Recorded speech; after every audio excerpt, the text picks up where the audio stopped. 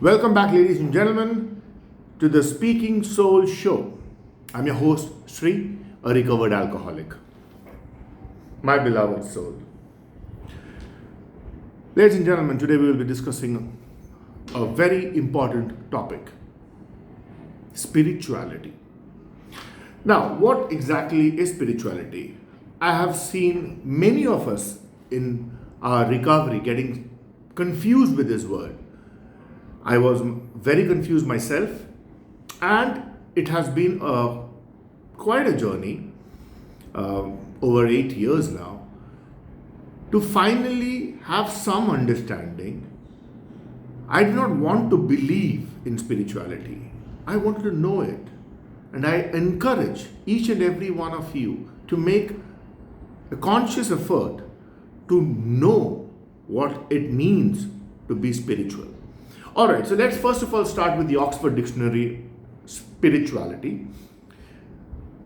The word means the quality of being concerned with the human spirit or soul as opposed to material or physical things. Well, the confusion here that most of us have is, does becoming spiritual necessarily mean that I have to detach myself from the physical? Yes. Big question, tough question, I understand. Now let us look at the origin of the word spirituality. It's a combination of Latin and Greek word spiritual actualis, which would basically mean actualizing towards your spirit or awakening to your spirit. Or spirit can also be replaced as soul, right? So awakening towards your spirit or soul is actually the literal definition of the word spirituality. Now, before I discuss further, I would like to make one thing very clear. From my experience, I have realized that God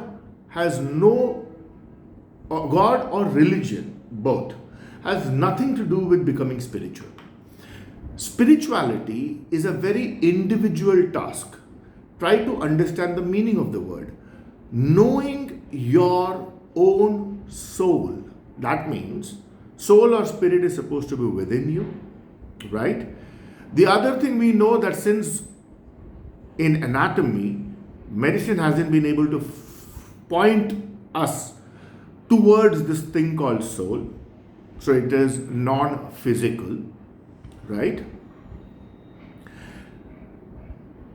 The third most important thing is we have a belief that a person is considered dead when and at that point in time, the soul leaves the body. This is our understanding.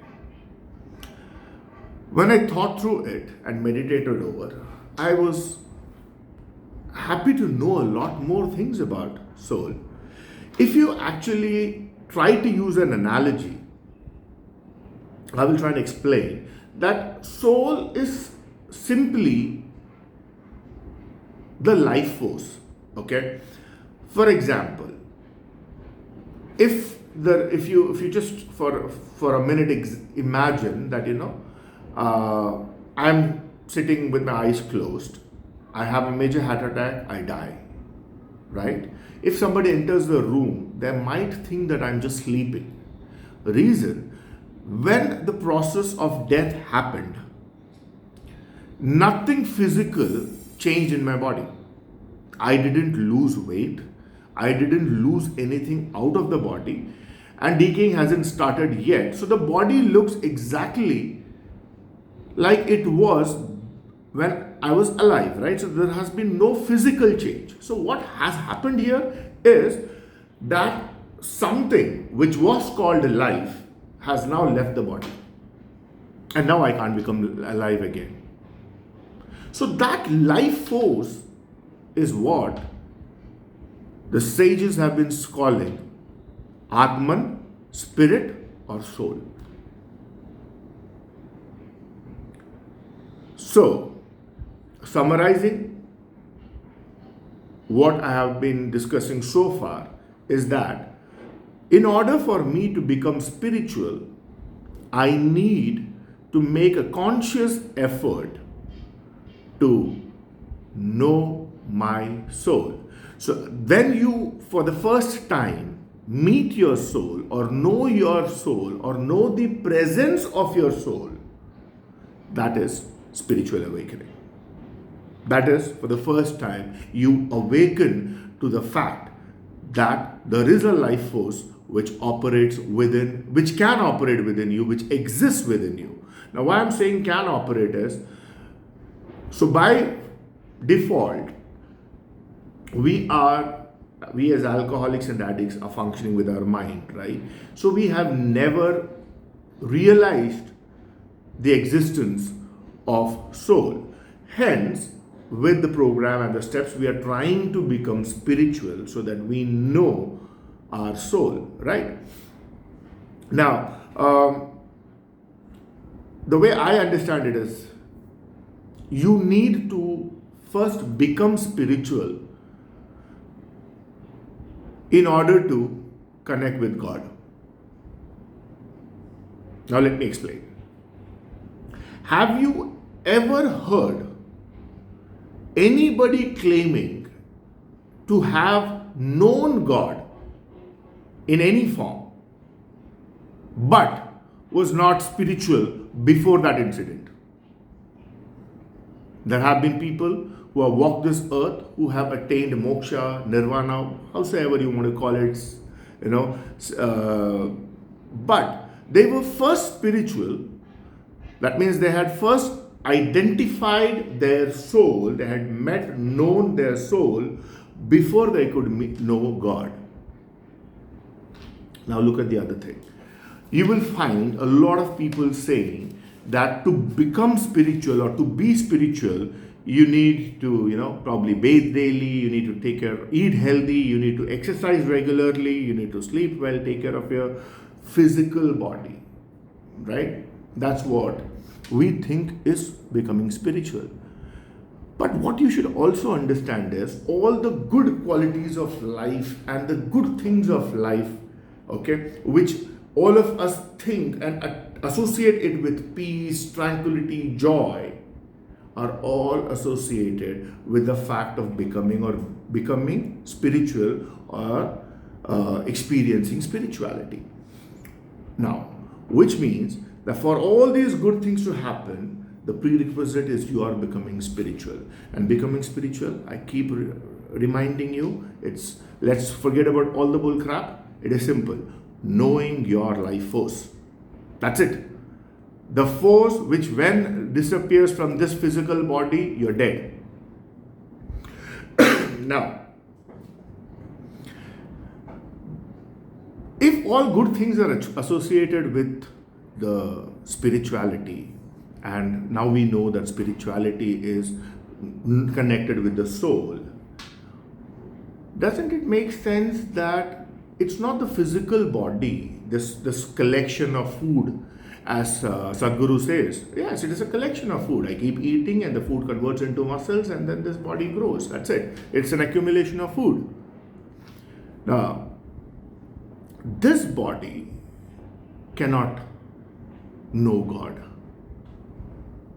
If it could have, then non-spiritual people would have once, sometime in history, claimed of having seen God. I know of many non-spiritual people, including people in the 12-step programs, who consider themselves to be God. They never claim to have known God. So, a prerequisite to understand God is to become spiritual. Now, that's why we have problem in spiritual recovery in our 12-step programs. Our third step says that we hand over our will and our life over to the care of God as we understood Him. Again, remember, that is an italized word, understood. Yeah, it has been very clearly written separately, so that you have to think this fact that by now you should have understood God. Step 3 we are talking about. And from what I've spoken so far, you would have also realized that you can only understand God once you have known your spirit. So, spirituality is a prerequisite to understand God, which means that once I understand my soul, the soul takes the journey towards God, and then that's where I understand Him. So, I cannot intellectualize God. It's okay, it's maybe bad news for some of us, but I'll tell you something. The good news is, the more we know, the less ignorant we are. The less ignorant we are, the more open we are towards the right solutions. The more open we are towards the right solutions, we'll start taking the right actions. And the right actions will lead to the right results. So, this video, I would try and keep it only for the introduction of the word spirituality. I will definitely, in the future podcasts, I would say probably once we have hit about 1,000 subscribers, I would then explain in detail of my journey, what were my struggles, how did I meet my soul. Okay, so today I'm spiritual. Why? Because I know my soul. My soul takes care of my life. I've handed my will and my life over to the care of my soul as I now know him. Right? So he takes care of the life, and he's the one who's talking to you. These podcasts are not scripted. Okay, I just, like we do in our meetings, I pray and I just speak. So so we have just introduced soul to you today. In the next video, once we have crossed about 1,000 subscribers, we can then have live YouTube sessions wherein it will make a two-way conversation for when we discuss the journey and of first knowing the soul, and then from there how that surrender to my soul allowed that transition from knowing soul, which is a spiritual experience, to knowing God, meeting God, my rendezvous with God. How did it feel? I don't find any sort of inhibition in sharing my experience.